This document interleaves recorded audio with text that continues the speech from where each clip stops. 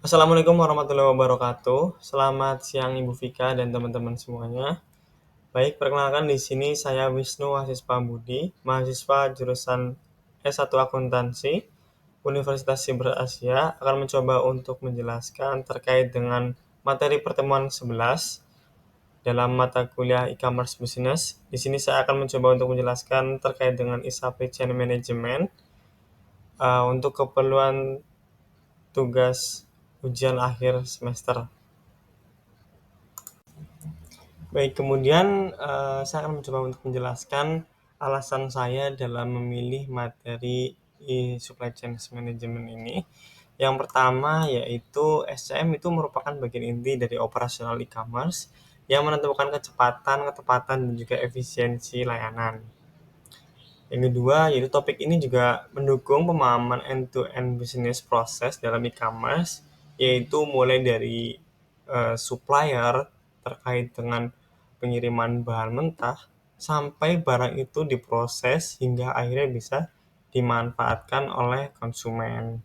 Kemudian yang ketiga, yaitu banyak perusahaan e-commerce besar seperti halnya Shopee, Tokopedia, Amazon, Lazada, yang sukses dalam menggunakan eh, sistem SCM berbasis digital ini. Jadi saya ingin tahu gimana prosesnya dan juga bagaimana pengaplikasiannya. Kemudian yang keempat yaitu di semester ini juga di prodi akuntansi saya mendapatkan mata kuliah supply chain management. Jadi menurut saya relate ketika saya mengambil materi ini juga. Kemudian alasan yang kelima, ini alasan yang menurut saya personal dan penting, yaitu saat ini saya bekerja di Direktorat Jenderal Pajak, yang mana di DJP ini ada peraturan baru terkait dengan PMK nomor 37 tahun 2025 yang mengatur tentang eh, istilahnya adanya perpajakan terkait dengan perusahaan yang bergerak di bidang e-commerce. Jadi saya ingin mengkepoin lebih dalam gimana sih uh, maksud saya peran e-supply chain management terkait dengan kemudian pengertian e-supply atau electronic supply adalah proses pengelolaan rantai pasok secara elektronik dengan memanfaatkan teknologi informasi dan juga komunikasi yang mencakup aktivitas seperti pemesanan, pengadaan, pengiriman, dan juga pengelolaan stok secara digital dan juga terintegrasi. Islap sendiri juga memiliki karakteristik utama yang membedakan dari sistem rantai pasok tradisional, yaitu berbasis teknologi digital dan terintegrasi secara menyeluruh. Sistem ini juga memungkinkan proses pengadaan, manajemen persediaan, hingga distribusi yang dilakukan secara real-time, efisien, dan juga transparan.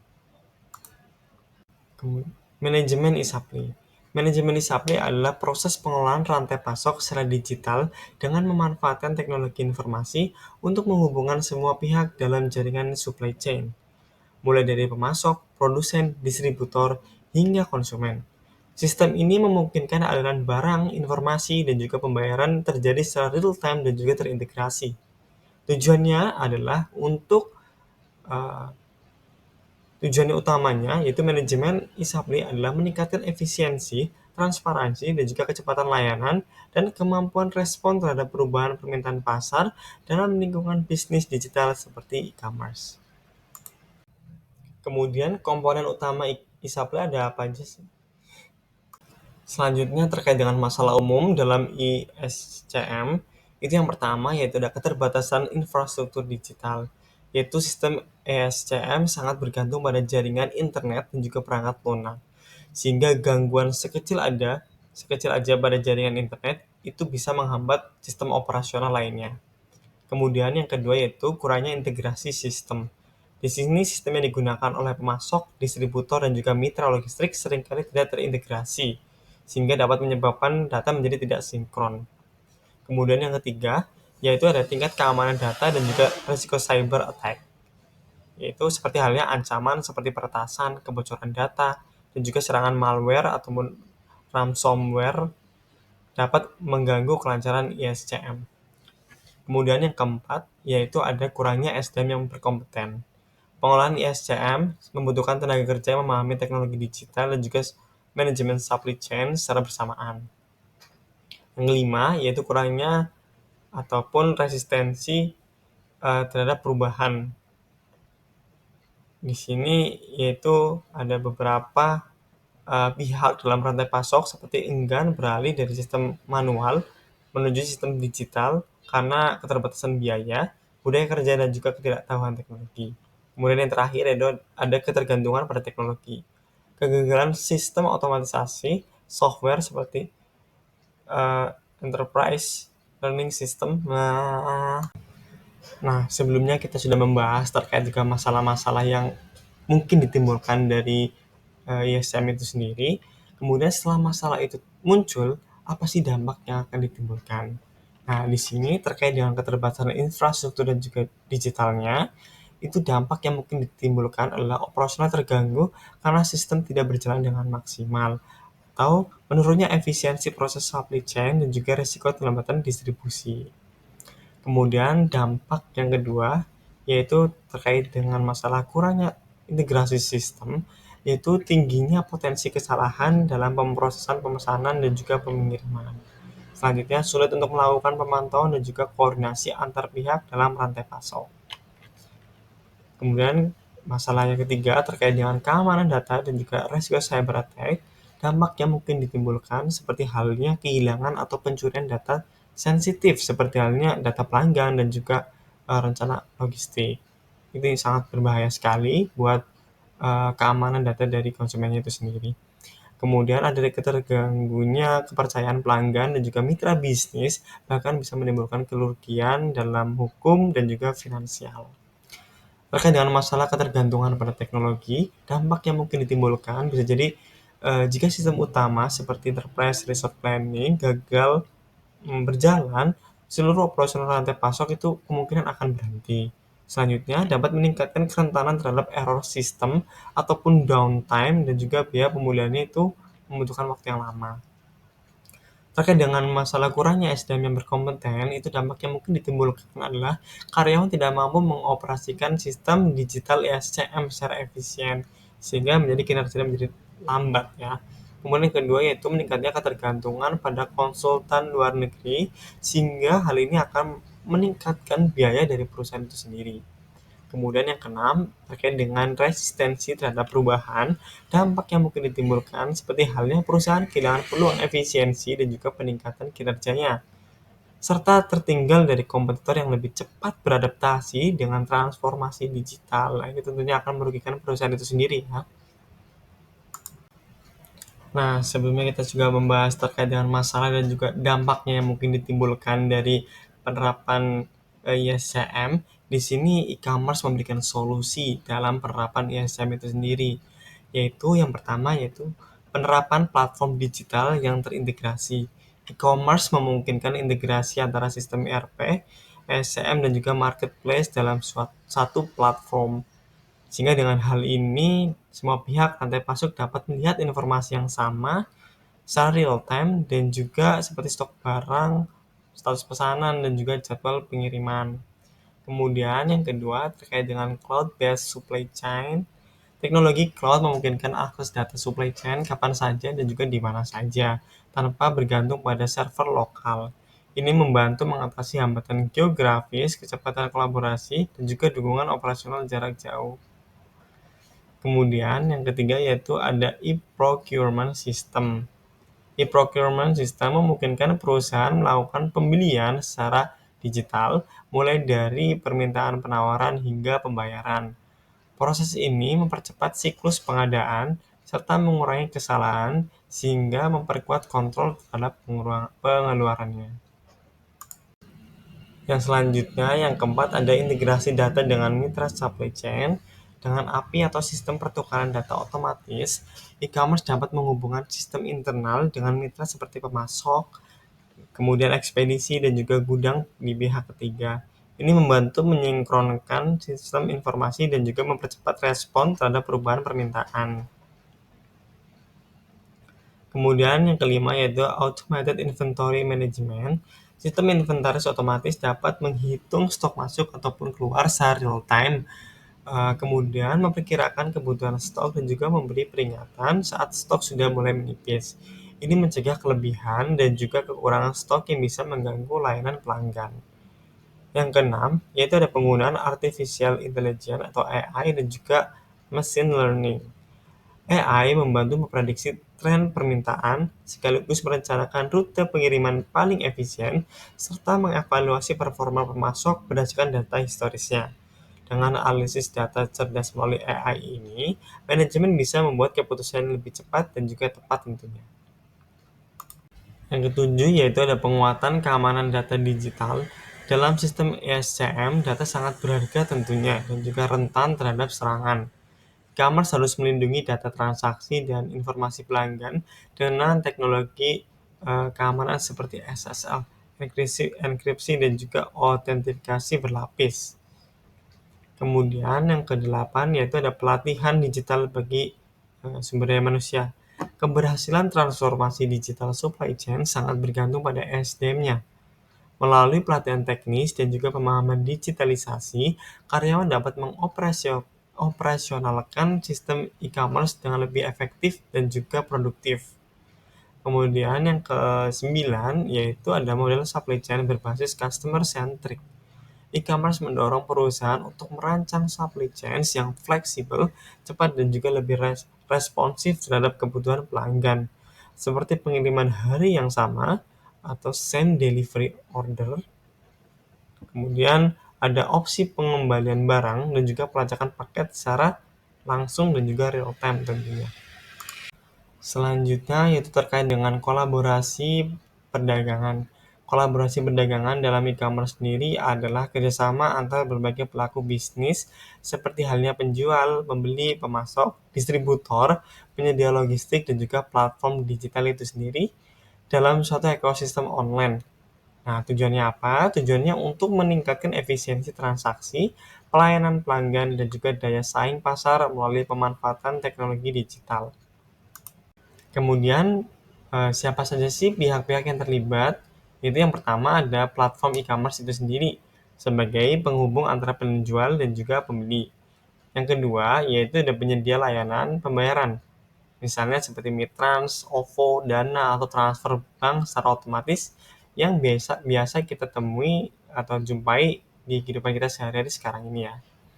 Kemudian yang ketiga yaitu ada penyedia logistik dan fulfillment seperti halnya JNE, Si Cepat, Ninja Express, Pos dan lain sebagainya.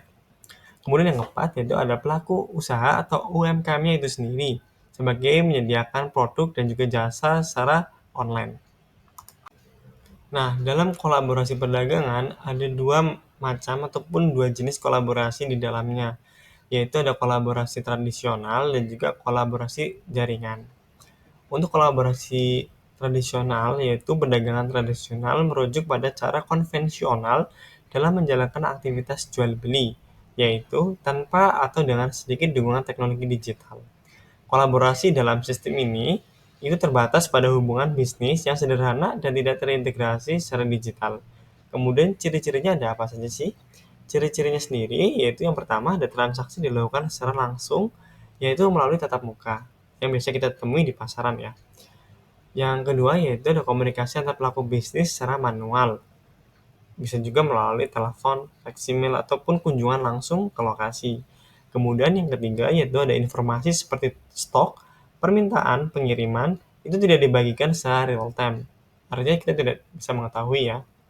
Kemudian yang keempat itu sering terjadi keterlambatan dalam respon dan juga pengambilan keputusannya. Kemudian yang kelima yaitu tidak adanya integrasi antar mitra dagang karena dilakukan melalui manual, serba manual ataupun konvensional. Contohnya apa sih? Contohnya di sini ada pengecer yang belum menggunakan sistem online. Nah, kemudian melakukan pemesanan barang melalui telepon, lalu menjualnya secara manual. Jadi dilakukan pure secara manual. Kemudian contoh yang kedua, yaitu ada UMKM yang tidak menggunakan sistem Enterprise Resource Planning, sehingga pengelolaan stok dan juga keuangan dilakukan secara terpisah dan juga manual.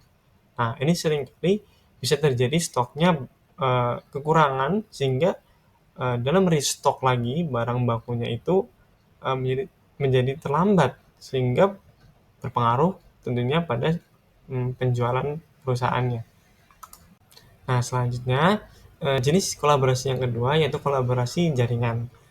Kolaborasi jaringan itu sendiri atau network commerce collaboration merupakan bentuk kerjasama antar pelaku usaha yang terintegrasi secara digital melalui teknologi e-commerce dan sistem informasi tentunya. Nah, tujuannya apa? Tujuannya itu untuk menciptakan transparansi, efisiensi, dan juga fleksibilitas dalam seluruh rantai pasok. Kemudian ciri-cirinya apa sih? Yaitu menggunakan platform digital seperti cloud, enterprise resource planning, eh, ISCM, dan juga e-marketplace.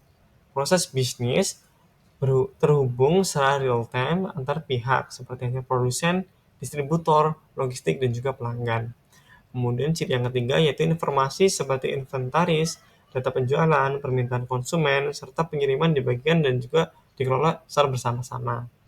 Yang keempat, memungkinkan pengambilan keputusan cepat dan juga dengan dasar data tentunya. Kelima, cocok untuk menghadapi era digital yang dinamis dan juga kompetitif. Kita semua tahu bahwa sekarang pelaku-pelaku usaha itu sangat kompetitif. Banyak pesaing ataupun produk-produk yang hampir mirip tentunya, sehingga siapa yang memenangkan dalam adaptasi sistem ISCM ataupun dalam hal ini e-commerce itu yang akan bisa bertahan tentunya. Contohnya pelaku UMKM yang menggunakan Zahir Online atau Tokopedia Seller Center untuk memantau stok penjualan dan juga pengiriman secara simultan itu akan dipermudah tentunya dalam menggunakan ataupun mengaplikasikan eh, perusahaannya itu sendiri. Nah, selanjutnya di sini saya akan membahas mengenai alat juga dan juga teknologi kolaborasi supply chain. Yang pertama ada CPFR atau Collaborative Planning, Forecasting, dan juga Replenishment. Yaitu alat yang digunakan untuk menyatukan perencanaan permintaan, peramalan, dan juga pengisian ulang barang antara mitra bisnis. Kemudian memungkinkan koordinasi antara pemasok, distributor, dan juga reseller. Tujuannya apa? Yaitu untuk mengurangi kelebihan stok dan juga kekurangan barang. Jadi stoknya di sini bisa terjaga secara optimal. Kemudian yang kedua yaitu VMI atau Vendor Managed Inventory, yaitu sistem di mana pemasok memonitor dan juga mengelola inventory yang dimiliki oleh pelanggan, biasanya retailer. Yang ini juga dapat membantu untuk menjaga ketersediaan stok secara optimal tanpa kelebihan. Kurang lebih mirip seperti CPFR ya. Kemudian alat kolaborasi yang ketiga yaitu ada ERP atau Enterprise Resource Planning. Nah, sistem terpadu yaitu alat kolaborasi supply chain berikutnya yang keenam yaitu ada WMS. Kemudian yang kesembilan ada Cloud-based Collaboration Tools, yaitu platform kolaboratif berbasis cloud yang memungkinkan berbagai pihak dalam supply chain untuk berbagi informasi secara real time. Yang 10 yaitu ada Advanced Technologies opsional atau pendukung tambahan di sini, yaitu seperti halnya IoT atau Internet of Things untuk pelacakan real time, aset, dan juga logistik bisa. Ada blockchain untuk transportasi dan juga keamanan data supply chain, serta AI dan juga machine learning untuk memprediksi permintaan dan juga otomatisasi pengambilan keputusan. Serta juga ada big data analytic untuk mengolah data besar dalam rantai pasok. Nah, ini untuk desain kolaborasi perdagangan tradisional. Di sini rantainya sangat sederhana sekali, yaitu bahan baku dari supplier, kemudian diolah melalui manufaktur dengan mungkin ada sedikit peranan dari FMI dan juga CPFR. Kemudian setelah diolah, barang bisa masuk ke distributor atau masuk ke gudang. Setelah dari gudang itu masuk ke retailer-retailer, toko-toko ataupun retailer lainnya, sehingga ini sudah mulai keluar wilayah ataupun apa sih nggak. Nah, kalau desain kolaborasi perdagangan jaringan yang terintegrasi dengan ISCM itu modelnya bisa berbagai macam ya. Banyak di sini jaringan-jaringannya. misalkan dari bahan mentah. Barang mentah itu belum langsung bisa diolah. Ada sub-supplier lagi yang mengelola barang mentah itu menjadi setengah jadi mungkin. Nah, kemudian barang itu bisa diolah mungkin di manufaktur, kemudian manufaktur itu masuk ke distributor, distributor itu bisa masuk ke seller, bisa masuk ke konsumen langsung, atau masuk ke retail-retail lagi. Setelah retail masuk ke retail-retail lagi, sampai akhirnya pada konsumen itu sendiri. Nah, kemudian terkait dengan jurnal penelitian yang saya ambil di sini yaitu terkait dengan eh, tujuan penelitian dalam jurnal ini yaitu untuk merancang sistem elektronik supply chain management pada PT Indofood CBP Sukses Makmur (TBK), khususnya dalam hal divisi mie instan ataupun Indomie, guna meningkatkan efektivitas manajemen rantai pasok yang sebelumnya mengalami masalah terkait dengan fluktuasi permintaan konsumen, permasalahan pencatatan di gudang, kesalahan data, dan juga lemahnya komunikasi antar bagian. Kemudian analisis dan juga pembahasan. Di sini yang pertama yaitu ada energize the organization. Pada tahap ini, pembangunan komitmen dan juga dukungan organisasi, mulai dari top manajemen hingga unit-unit operasional itu mutlak untuk diperlukan. Nah, yang kedua yaitu ada enterprise vision. Pada tahap ini, seharusnya perusahaan menyelaraskan visi strategis bisnis dengan transformasi digital supply chain management. Nah, produk ini berdasarkan hasil penelitian, produk dari Indofood masih menguasai pasar dan juga kekuatan konsumen yang tinggi. Walaupun banyak pesaingnya, cuman sulit tergantikan. Kemudian yang ketiga yaitu ada supply chain value assessment. Pada tahap ini bertujuan untuk mengidentifikasi aktivitas yang memberikan nilai tambah dalam rantai pasok menggunakan pendekatan value chain analysis. Nah, temuannya dari analisis PT Indofood CBP ini adalah aliran informasi antara bagian pemesanan dan juga penerimaan bahan baku tidak real time dan seringkali mengalami keterlambatan. Kemudian, keterlambatan ini mengganggu produksi dan juga pengiriman yang bisa menurunkan tingkat kepuasan dari pelanggan itu sendiri. Kemudian yang keempat itu ada opportunity identification. Nah, pada tahap ini itu mengidentifikasi peluang strategis untuk meningkatkan kinerja SCM secara lebih terdigitalisasi. Nah, pada tahap ini ditemukan bahwa penerapan metode make to stock dan juga make to order bisa digunakan untuk memenuhi kebutuhan pasar yang sangat dinamis. Peluang besar itu terletak pada pemanfaatan jaringan internet dan juga teknologi informasi guna menyempurnakan proses ISCM dalam memenuhi kepuasan pelanggan. Yang terakhir yaitu ada strategi decision. Nah, pada tahap ini perumusan strategi implementasi ISCM berdasarkan analisis yang sebelumnya sudah kita lakukan.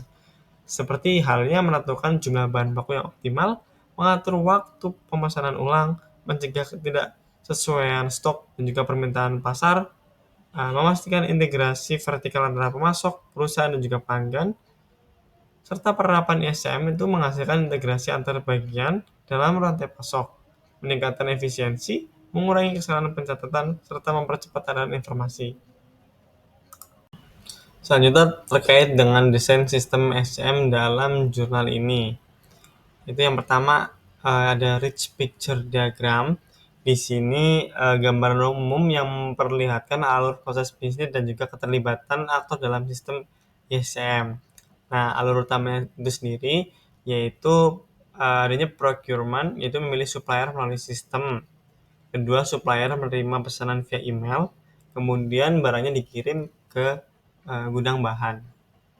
Ketiga, admin gudang bahan itu menginput data penerimaan, kemudian bahan dikirim ke proses produksi. Nah, di produksi itu mengolah bahan menjadi produk jadi, kemudian dikirim ke gudang produk. Setelah itu, admin gudang produk itu menginput data, kemudian mengirimkan ke distributor. Nah, distributor ini menyalurkan produk kepada konsumen, dan juga menginput data distribusinya. Kemudian untuk use case diagram, ini menunjukkan siapa saja sih aktor yang terlibat dalam sistem dan juga fungsi-fungsi utamanya mereka itu apa. Nah, di sini ada 7 aktor yang terlibat, yaitu ada procurement, supplier, admin gudang bahan, produksi, admin gudang produk, distributor, dan juga konsumen. Nah, kemudian activity diagram menampilkan detail urutan aktivitas atau flow kerja antar aktor dan juga sistem. Nah, berikut ini beberapa aktivitas utamanya, yaitu ada pemesanan bahan, pengiriman ke produksi, penginputan hasil produksi, pengiriman ke konsumen. Kemudian yang keempat itu adalah tampilan pengguna atau user interface. Beberapa halaman UI utama yang dirancang dalam sistem ini, yaitu yang pertama adalah halaman pembelian bahan yang berfungsi yang di situ ada memilih supplier, memilih bahan, input deskripsi, jumlah tanggal transaksi, dan juga menentukan metode pembayarannya. Kemudian ada halaman input stok gudang bahan. Fungsinya untuk menginput data penerimaan bahan, nama supplier, jenis bahan, jumlah item, dan juga bukti penerimaan. Kemudian ada halaman input stok gudang produk. Fungsinya yaitu untuk input data produk jadi, seperti halnya nama produk, jenis, jumlah item, tanggal produksi, serta tanggal kadaluarsanya produk itu sendiri.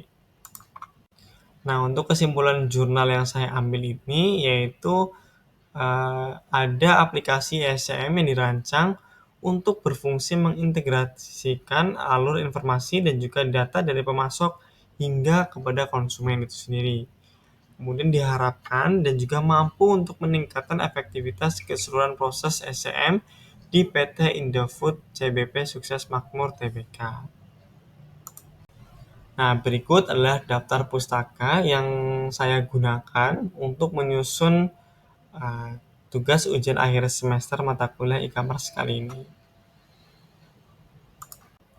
Ya, mungkin itu semua yang bisa saya jelaskan. Terima kasih atas atensi dan juga perhatiannya. Saya mohon maaf bila ada salah-salah kata. Sekian dari saya. Wassalamualaikum warahmatullahi wabarakatuh.